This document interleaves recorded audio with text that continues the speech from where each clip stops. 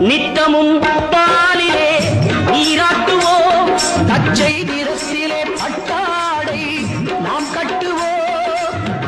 நித்தமும் பாலிலே நீராட்டுவோம், பச்சை நிறத்திலே பட்டாடை நாம் கட்டுவோம். திருநீரின் தத்துவம் தந்தை என்போம், அதில் திகழும் குங்குமத்தை அன்னை என்போம்.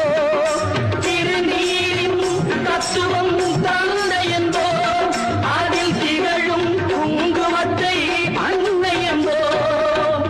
சந்தனம் மணக்குது, கற்பூரம் ஜொலிக்குது, கந்தகிரி போகி வந்தால் நன்மையெல்லாம்